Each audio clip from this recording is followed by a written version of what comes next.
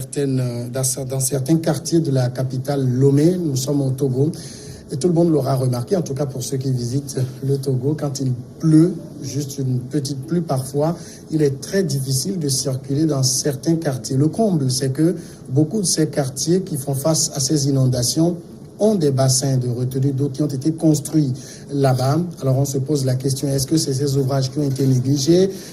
Qu'est-ce qui se passe en tout cas véritablement? Francisco Napokura. Oui, Samuel, merci pour ce sujet. Et parce qu'au moins aujourd'hui sur le Togo, nous allons parler d'autre chose que de la politique.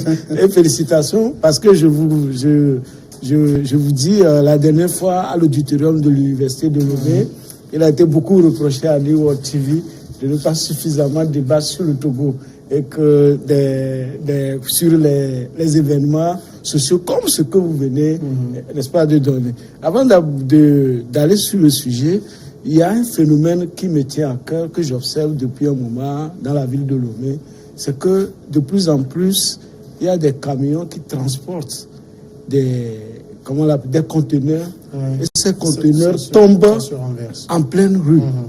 Et hier, j'avais encore vu un conteneur 20 pieds qui est tombé au niveau de La Roche, c'est-à-dire le boulevard du Mouno. Et il y a 2 mois, presque au niveau du feu rouge, au feu rouge, Pénou, il y avait un conteneur 40 pieds qui est tombé d'un titan. Et je crois en 2 semaines, il est tombé au niveau de Djablé. Djablé, il y avait eu sur la route en allant au nord une dame même des sports qui a été tuée dans un accident sur un conteneur qui est tombé. Donc il faut qu'on interpelle le ministre de la Sécurité et puis ceux qui font le transport de conteneurs le ministre des Transports aussi. Le ministre des Transports pour voir ce qui se passe et ces conteneurs tombent. Mais pour l'instant, quand nous avons questionné les spécialistes, ils disent quand vous voyez un camion qui porte un conteneur, surtout dans les virages, évitez de rouler à côté si vous n'êtes pas sûr de les dépasser, en attendant que les ministres nous trouvent ces solutions. Et pour les problèmes d'eau, d'inondation, vraiment, c'est un cri de cœur. Un cri de cœur en ce sens que nous avions des zones qui n'étaient pas inondables, qui subitement sont devenues inondables. Et il y a quelques années, on a vu des bassins de rétention qui se sont construits. Si on peut faire un peu l'historique des bassins de rétention, je crois que les premiers bassins de rétention étaient au niveau de Oba. Lorsqu'on avait construit le bâtiment de Oba, juste tout l'environnement avait commencé par inonder. Là, je crois que c'est dans les années 81, 80. Bon, en fait, dans les années 80. En tout cas. Voilà. Et il y avait eu un bassin de rétention qui avait été creusé aussitôt derrière au bas. Et il fallait des machines pour pouvoir conduire l'eau pour déverser dans la lagune. Mais lorsque la grève générale limitée est arrivée, et la pompe qui était déposée avait eu des problèmes. Et ça a fait des problèmes vraiment d'inondation dans ce quartier. Après, on est arrivé vers l'université. Quand vous prenez le bassin appelé Pacha-Fort, je ne sais pas lequel est Pacha, l'autre qui est fort, le bassin de l'université.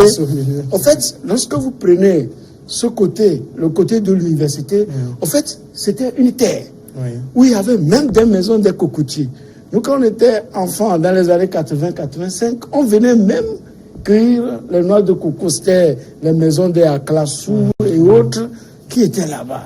Et lorsque on a fait des travaux, je crois ils avaient redimensionné la voie, le boulevard et Adema, et le lac est venu des 2 côtés, les maisons de Woulédé et autres sont parties. Et après, on a eu à creuser et c'était devenu tout piscine. Où on allait se nager. Quand vous nagez, vous sortez, vous devenez toute blanche. Voilà. Donc aujourd'hui, ce lac de l'université s'étend. Et je crois il y a quelques mois, il est en train d'être creusé un autre bassin dans l'enceinte de l'université. Il y a aussi le lac qu'ils appellent le lac de la mort, qui est au niveau de Todman, dans lequel beaucoup d'enfants, j'ai vu un jour, je ne sais pas si j'ai bonne souvenance, sur TV2, où on a étalé 2 enfants, de garçons de la même famille qui chassaient les canards sauvages et qui sont tombés dans l'eau. Maintenant, quand je reviens à ce bassin qui est Bodjona, qui a été créé de Lyon, un peu avant le bassin qui est aux 2 Lions même. C'est-à-dire qu'il y a le bassin Bodjona, d'accord, qui est en train d'engloutir toutes les maisons aux alentours. Parce que quand il pleut, c'est 2-3 jours après que l'eau finit. Et quand je viens au bassin des 2 Lions, au moins je me rappelle qu'un jour je passais quand j'ai vu un des ingénieurs qui disait qu'ils vont construire 2 bassins là, les bassins là-bas. Il dit, est-ce que vous pensez que vous allez construire les bassins ici, ça va marcher? Il dit, non, que ça va marcher. Mais aujourd'hui, quand il pleut, les 2 bassins qui sont creusés sont... Et maintenant, quand vous allez devant même Minamarou, les 2 stations Minamarou, c'était des ruelles, c'est-à-dire que c'était pas goudronné, il n'y avait pas de travaux, mais depuis que ça a été goudronné, on constate que de temps en temps, il y a la pluie, l'eau qui renvoie les gens des maisons. Et partout à Lomé, même Badago. Donc aujourd'hui, voilà. Donc je voudrais ajouter quelque chose.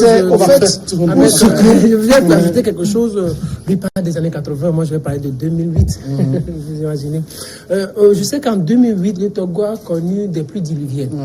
Et c'était les premières inondations que nous on a vécues en 2008, où il y avait eu même la rupture du pont d'Amakpapé. Il y avait des inondations au niveau de Atakpa, non pas Atakpa, mais Adakpamé. Il y avait assez de désolation. Et l'État a dû, ou le ministère des Affaires sociales d'alors avait construit ou avait pris certaines écoles, les transformées en centres d'accueil où plusieurs familles qui avaient vu leur logement, maison détruite, allaient rester là-bas. Et on y convoyait des biens, des vivres et des non-vivres à l'époque. Et c'était des situations un peu difficiles. Mais 3 ans après, je me rappelle 3 ans, c'était des événements que moi j'avais couverts. On venait d'être journaliste, j'ai couvert assez de ces événements-là. Quand vous allez à Devego à l'époque, c'était tellement difficile à l'époque. L'État n'arrivait pas à s'en sortir. Mais 3 ans après, j'ai vu que le gouvernement a commencé par faire des efforts. Et c'était Agetu qui avait pris ces marchés-là pour construire des bassins de rétention. Oui, au niveau de Agbalepedo, Agoué et tout ça. Il y avait des bassins qui avaient été construits en 2011, 2012, 2013. C'était des choses qui étaient extraordinairement bien faites. Mais aujourd'hui, ces bassins sont pleins. Voilà la situation. Ces bassins sont pleins. Ils n'arrivent plus à supporter cette pluie-là que nous sommes en train de faire. Oui, mais ces bassins sont pleins, d'accord. Mais les bassins, normalement, je ne sais pas, doivent être équipés d'un dispositif pour évacuer l'eau. Voilà, c'est là où se pose le problème. Comment les travaux ont été faits? Quelles ont été leurs prévisions? Voilà, c'est là où se pose la question. Parce qu'en réalité, les bassins ne doivent pas être pleins. Mais les bassins ne doivent pas être pleins. Ça veut dire qu'il y a un problème de canalisation. Ces eaux-là, quand elles viennent là, ces eaux-là vont où, en réalité? Est-ce qu'elles vont vers les lagunes? Est-ce qu'elles vont vers la mer? C'est là où se pose fondamentalement le problème. Parce qu'aujourd'hui, quand il pleut à certains quartiers qui restent inondés, c'est inconcevable. Parce que de 2011, 2012 à aujourd'hui, peut-être c'est 5-6 ans, et nous vivons déjà cette situation. Quand on va faire encore 10 ans, je pense que c'est toute la capitale qui sera inondée. Germain, est-ce qu'il y a eu une mauvaise appréciation dans la construction de ces bassins? Est-ce que la solution même des bassins a été une légère solution qui a été envisagée par les autorités? Non, la situation est un peu plus complexe que ça. Vous savez, pas plus tard qu'hier, la ville d'Accra a connu, hier ou entre-hier et aujourd'hui, des inondations pas possibles. Au Bénin aussi, c'est la même situation. C'est que ces dernières années, il y a les effets de ce changement climatique-là. Ça veut dire qu'on n'a pas anticipé. Nous sommes un peu victimes parce que nous ne polluons pas assez. Il y a de grands pays comme les États-Unis, comme l'Inde, la Russie, donc qui polluent, mais nous payons un peu. Et eux aussi, à Paris, la dernière fois, l'année passée. Eux, généralement, c'est quand la Seine est en crue. Oui, mais c'est la même chose, c'est les inondations. Donc c'était terrible, ça a dévasté des maisons. Donc aujourd'hui, la nature s'acharne globalement sur l'humanité. Maintenant, est-ce que l'homme a pris des mesures pour se protéger? Au Togo, ce qu'on sait en ce qui concerne la ville de Lomé, c'est que habituellement et depuis longtemps, c'est la lagune C'est vers la lagune que se déversent toutes les eaux. Alors, dans les voies qui amènent l'eau vers la lagune sont débordées, et c'est quand il y a ce qu'on appelle un lit, le lit où l'eau passe. Mais quand ces lits-là sont débordés, l'eau sort et va partout, va dans les maisons, un peu partout. Et c'est ça qui crée les inondations. Donc l'État a essayé, comme il le disait, de construire des bassins qui ont été une solution. En même temps, pendant longtemps au Togo, on construisait des routes sans caniveaux. Et il y a eu de nouvelles routes avec des caniveaux. Mais on a vu aussi le traitement qui est fait de ces caniveaux. Donc ce sont des caniveaux généralement bouchés. De sable, de sachets, toutes sortes de choses. Tout. On a vu même un matelas entier une fois dans les caniveaux. Donc tout ça fait que l'eau qui a son lit naturel, pas naturel, mais tracé par l'homme, quand il passe là, il passe de partout. Et même l'eau des bassins de rétention aussi devrait emprunter certains caniveaux pour se déverser dans la lagune et dans la mer. Et tout ça ne fonctionne pas. Donc il y a aussi une faute humaine. C'est qu'on a beaucoup de caniveaux qui ne sont pas si anciens que ça, et donc on ne peut pas forcément dire que c'est les actes inciviques, tout cela qui... Quand vous prenez les deux lions qu'évoquait Francisco, ça c'est très récent, mais lorsqu'il pleut, 1 heure, 2 heures, 3 heures après, quand vous passez, c'est comme vous êtes dans une piscine. Oui, au niveau d'actes inciviques, quand il pleut, même en voiture, vous ne pouvez pas passer. Il y a plusieurs situations. D'abord, il y a des zones inondables. En principe, l'État devait nous faire une cartographie des zones inondables d'office, où on ne doit même plus vendre de terrain aux gens. Moi, je dis que ça, c'est une situation... Quand on voit comment les Hollandais ont réussi à dompter l'eau, quand on dit dans un pays que telle zone est inondable, on ne peut pas habiter, alors que la population s'accroît. Nous n'avons pas les moyens des Hollandais. D'ailleurs, la lagune, c'est les Hollandais qui ont travaillé dessus. Et ils ont mis beaucoup de milliards pour rien que pour s'occuper de notre lagune. Mais chez eux, ils vivent dans l'eau. Et moi, j'ai eu la chance de vivre ça, un peu à côté d'Amsterdam. J'étais un peu ébahi, partout il y a de l'eau, en Hollande. Mais nous n'avons pas ce niveau, et même les Français n'ont pas cette stratégie-là. Maintenant, le peu que nous avons comme dispositif, je pense qu'il faut, déjà là où l'erreur, il y a la nature qui s'acharne, c'est le réchauffement climatique. Ça, on ne peut rien tant que les grandes décisions à la COP et tout ça ne sont pas respectées, on n'est pas à l'abri. Mais ce que nous pouvons faire techniquement, il faut de grands moyens. Il y a le projet d'aménagement urbain du Togo qui a débloqué quand même pas mal d'argent pour mettre en place ces structures-là. Mais si le circuit ne travaille pas, ne fonctionne pas comme il faut, on aura toujours les mêmes problèmes. Maintenant, ça, c'est là où on peut régler le problème. Maintenant, il y a des zones inondables dans lesquelles on ne peut pas faire grand-chose. Francisco, est-ce qu'il ne faut pas envisager des égouts? Non, premièrement, comme il a dit, l'État avait pris les dispositions. Et là où moi, ça m'a écœuré, c'est lorsque l'État a réglementé les inondations. C'est-à-dire que a créé même un centre des sinistrés à chose qui est devenu... Non, mais oui, à Goué, je suis passé la dernière fois, le bâtiment, la clôture qui a été construite à coups de milliards, la clôture est en train de tomber, à moins de 10 ans de résistance. Maintenant, lorsque vous parlez on parle des zones d'inondation, même aujourd'hui la pluie, il y a eu la pluie à Abidjan, à Yopougon, même des gens, il y a eu des morts. Mais cela ne veut pas dire que chez nous au Togo, ce que même l'enfant qui n'a pas étudié à ce niveau d'ingénierie, c'est-à-dire que c'est nos ingénieurs qui travaillent, et nos politiques et des gens qui font des études d'impact environnementaux. Ce que les intellectuels n'arrivent pas à éviter pour notre pays, c'est ça qui est extrêmement grave. Quand je parlais des bassins, je parlais de Oba. À Oba, il y avait une pompe qui pompait l'eau pour envoyer dans la lagune. Mais quand la grève générale illimitée est arrivée, cette pompe est tombée en panne, ça a aggravé les inondations dans le quartier. Jusqu'au moment, je crois, en 2010 ou en 2012, on était obligé de bloquer la route. Je sais, les gens se rappellent. Et on a retracé et on a fait des rigoles, des égouts cachés pour pouvoir déverser l'eau dans la lagune. Encore ça, c'est extrêmement grave parce que les eaux de ruissellement, on ne peut pas les déverser comme ça dans la lagune, ça doit être traité. Est-ce que vous voyez? Donc l'État même a compris que le système de pompage qui avait été instauré était défaillant. Et je vois mal qu'après, on nous construit des bassins à Balepédo. Bon, à Balepédo, bien, au moins on arrivait à les acheminer vers le lac Takassi, qui est au niveau de, comment vous l'appelez, de Korto, c'est-à-dire à Krikame, et de là, ça longe les rails. Et puis avec tout ce que ça crée comme dégâts le long des rails jusqu'à Doglavou. Ok? Maintenant, lorsque nous prenons le bassin Boudjoulan, qui doit envoyer l'eau par les pompes vers le bassin de la Hack, et aussi le bassin des Deux Lions, qui envoie l'eau au bassin de Boudjoulan, c'est-à-dire que les eaux des deux bassins de Boudjoulan et des Deux Lions vont vers Boudjoulan. Vers Boudjoulan, quand ils sont débordés, ils vont vers Minamadou, et l'autre qui envoie est ici. Donc, pourquoi on ne peut pas suffisamment creuser pour que on puisse faire le système de vases communicants, comme ce qu'ils ont fait, ce qu'ils ont corrigé? Parce que lorsque vous mettez des groupes pour pomper l'eau, le groupe peut tomber en panne, d'accord?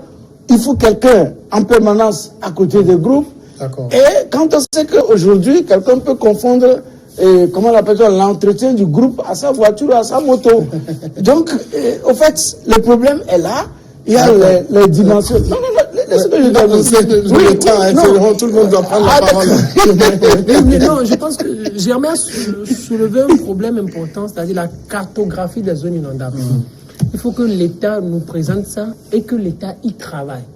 Et autant on y travaille, autant on pourrait anticiper ces genres de situations-là. Maintenant, aussi, quand vous dites telle zone est inondable, vous ne devez pas acheter là-bas. Les autres zones où vous pouvez acheter, où les terrains sont extrêmement chers, et que ça pose un problème. Les gens doivent loger, ils doivent trouver des endroits pour loger.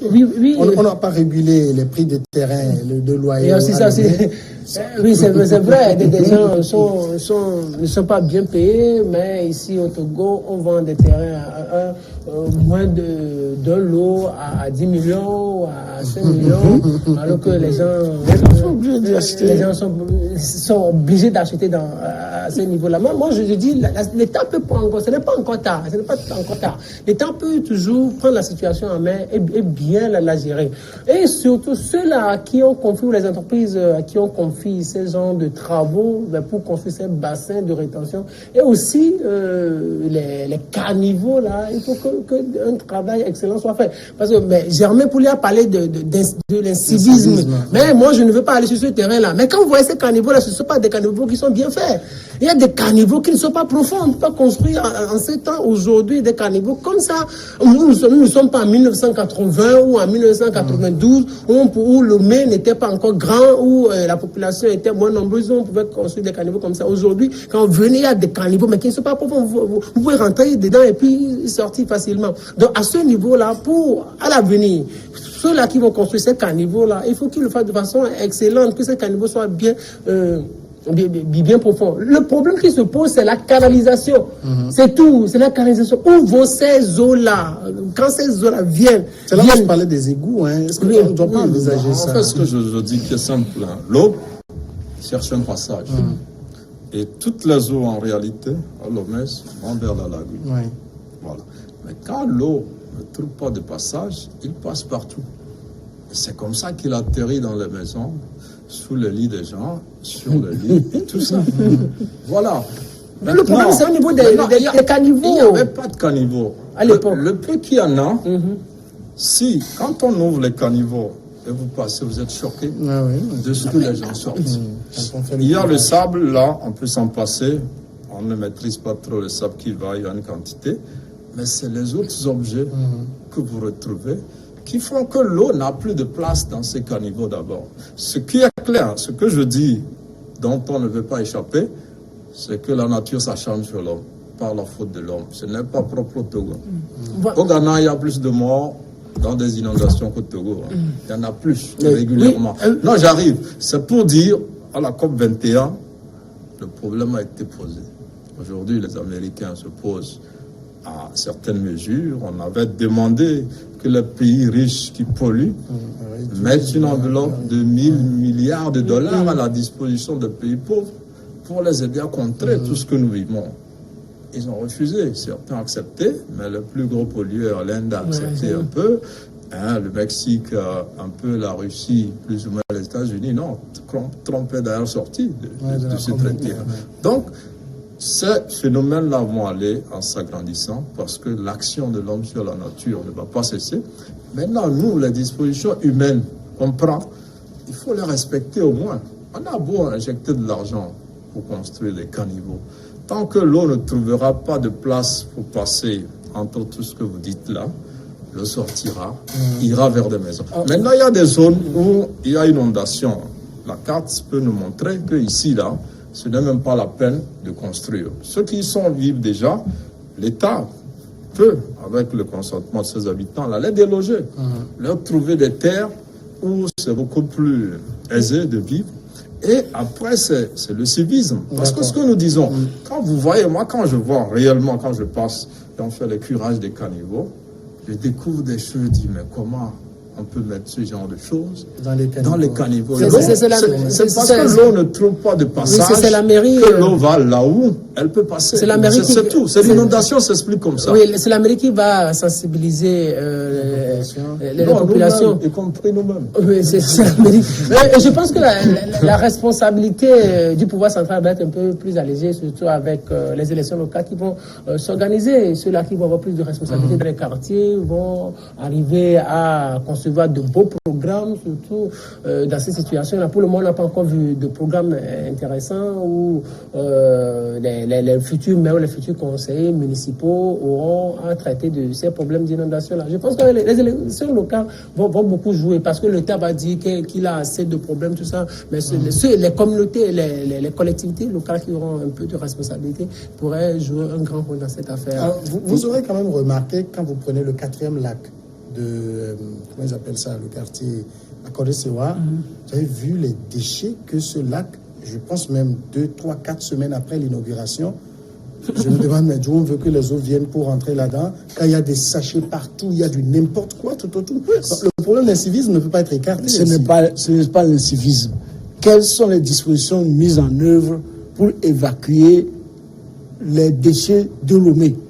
Est-ce que véritablement nous avons des services appropriés? Parce qu'aujourd'hui, tout est privatisé. Dans les quartiers, les gens viennent ramasser les ordures. On payait cher que quand il y avait Sotonam, et dans les années 80, qu'on ne payait rien. Sotoema, où on ne payait rien. Aujourd'hui, on paye cher, on a privatisé. Les gens qui ramassent. Moi, j'ai fait Autonam dans le quartier d'Oumassessé, où on a convaincu les gens pour les déchets. Mais finalement, les déchets se retrouvaient dans les maisons, à côté des maisons, et qui polluaient l'environnement. Mais lorsque nous parlons des eaux d'inondation, je ne refute pas le cas des zones inondables. Mais ça ne devait pas être un problème. Là où nous sommes, c'est ce que les gens ont construit. Le gouvernement a pris l'argent qui construit et qui a amené l'eau chez les gens. C'est ça qui est le problème. Regardez, lorsque vous parlez des rigoles, vous parlez des caniveaux qui sont en haut et l'eau est en bas. Comment ça va circuler si on ne met pas les tuyaux? Et ce n'est pas normal. Maintenant, il faut voir le dimensionnement des bassins de rétention. Et l'entretien, au moins, il faut entretenir au moins une fois, au niveau de Lomé, au moins une fois par an. Puisque la saison de pluie, c'est carrément une saison. Est-ce que vous voyez? Donc il faut voir. Donc vous dites, on ne va pas dire en attendant les locaux, les élections locales ne serviront pas parce que c'est de gros travaux qu'il faut revoir, il faut refaire les études pour voir où est-ce que nous allons envoyer ces eaux-là. Francisco Germain est intéressant parce que quand vous prenez au niveau en face de Lomé vers l'église de l'Assemblée de Dieu, chaque fois qu'il y a plu, il y a eu une inondation, en tout cas en face là-bas, alors que cette route, elle a été ouverte à la circulation il y a moins d'1 an. Oui, c'est ce que je dis. D'abord, il y a des zones inondables. Donc là-bas, on va pas... laisser les zones inondables. Ça, c'est fini. Écoute, quand tu parles, on te laisse parler, laisse les autres parler, tout simplement. Voilà. Moi, dans mon quartier, par exemple, il n'y a pas d'inondation. Il y a de pluie. Je me suis réveillé la nuit vers 2h du matin. J'ai vu de l'eau, là, presque 40 cm. Chez moi. il y a une grosse quantité de pluie qui tombe en si peu de temps. Et il y a certains jeudis, le mois passé successivement, 3 jeudis nuit. Moi, je boucle le jeudi. Et quand je rentre, parfois même quand je quitte de l'imprimerie pour rentrer, c'est extraordinaire. Sur les routes même, vous voyez l'eau. Donc, c'est ce que je dis. Aujourd'hui, il y a un dérèglement au niveau des climats qu'on ne peut pas contrer. Ça, on ne peut pas si on ne prend pas des mesures globales au niveau du monde. Maintenant, sur le terrain, là, vous semblez minimiser l'action de l'incivisme dans ce que nous vivons. Mais quand vous décrivez, il faut mettre... Ces infrastructures sont construites par des experts. Ils sont financés généralement par les institutions internationales qui ont des bureaux de contrôle. Ils viennent voir si ça correspond. Moi, je ne suis pas technicien de BTP, donc je ne vais pas m'aventurer pour dire comment on doit construire. Mais c'est des gens qui financent et qui viennent suivre l'exécution des travaux. Mais après, le constat est clair. Si l'eau ne trouve pas le passage, l'eau passe par où? D'accord. C'est vrai, dernier mot. Non, moi, je dis juste, il revient à l'État de prendre toutes ses responsabilités pour anticiper un certain nombre de situations, parce que les gens dorment à la belle étoile après chaque pluie. Après chaque pluie, les gens dorment à la belle étoile. Le président de la République, pour les citoyens. On aurait pu avoir beaucoup plus de temps. Si on avait su que ça aurait été si intéressant, on y aurait consacré les 2 dernières parties. En tout cas, une prochaine occasion. Merci, Francisco Napokoura, Firmin Teko Agoué, Germain Pouli. Merci à tous, à demain.